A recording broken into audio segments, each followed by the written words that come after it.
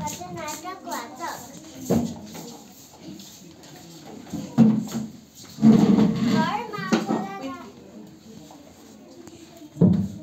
घरमा छोरा र आमा बीचमा आइसरली सम्बन्धी कुराकानी।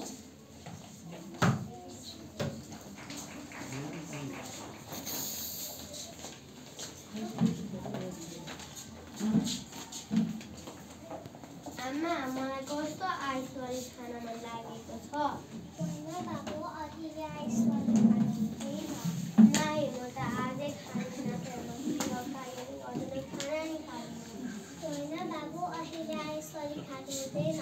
बरु गर्मी महिना लागेपछि खाने अरे त। स्कुलमा शिक्षकले पानी जमाएर त्यो आइसरली भन्छ भनेर भन्नुभएको थियो। म आज त्यसरी नै बनाउँछु आइसरली। 2 घन्टापछि भान्साबाट आवाज आउँछ। आवाज सुनेर आमा भान्सा कोठामा बस्नुहुन्छ।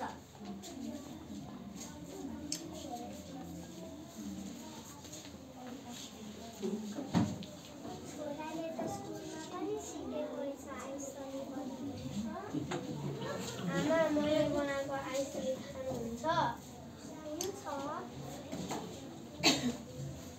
बेलुकीको छोराले खुकी लाग्छ।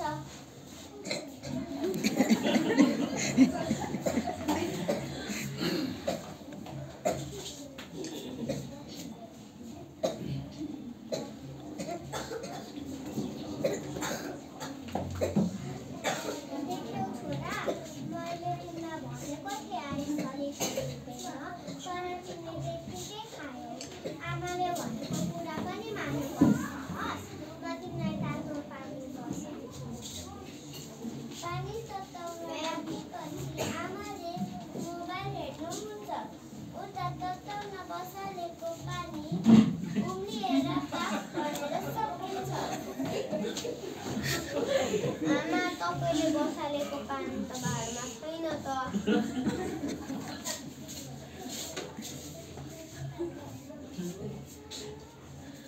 स्कुलमा पानी पनि खाँदैन, खोकी निको नै भएन। अब तरकारीको सुप मन पराउँछ।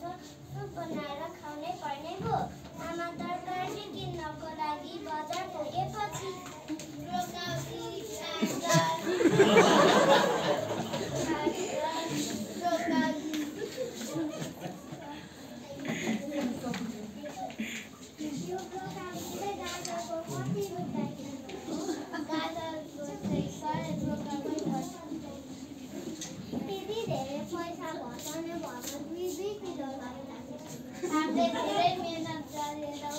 तरकारीहरूलाई उत्पादन गरेका छौँ, त्यही भएर पैसा घटाउने कुरा नगर्नु।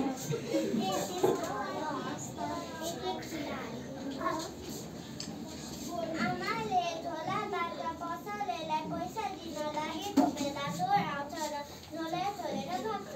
आमा भुइँमा लड्नुहुन्छ।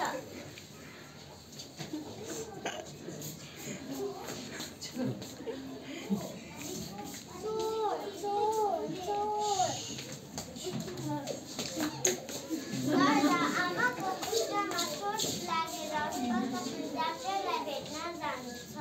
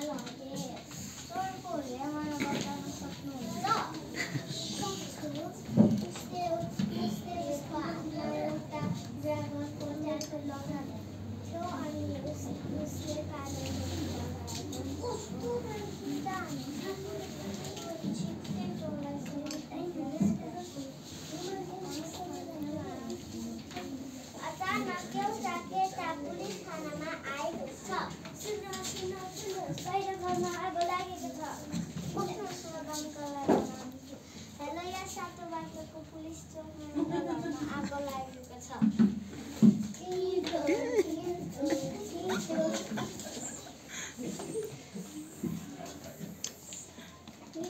आमा घर फर्केर सुप बनाएर दिएको 1 घण्टापछि।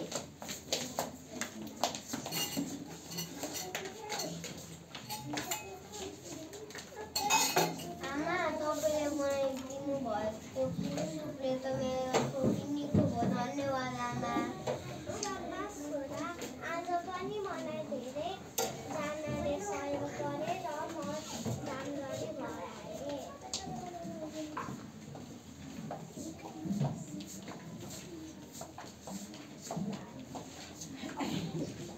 भन्नु होला के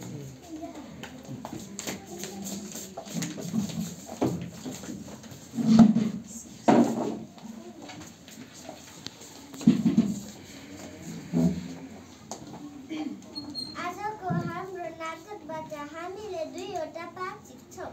नम्बर 1, हामीले स्वस्थ रहन सधैँ मौसम अनुसार खाना खाने र कपडा लगाउनु गर्नुपर्छ। नम्बर 2, प्रत्येक पेसा महत्त्वपूर्ण छ। समस्या पर्दा एकअर्कालाई सहयोग गर्ने र सबैले सबै पेसालाई सम्मान र मद्दत गर्दा हामी खुसी साथ बाँच्न सक्छौँ। सामुदायिक सहयोग बिना हाम्रो समाज अधुरो र अपुरो छ। 1 2 3 धन्यवाद।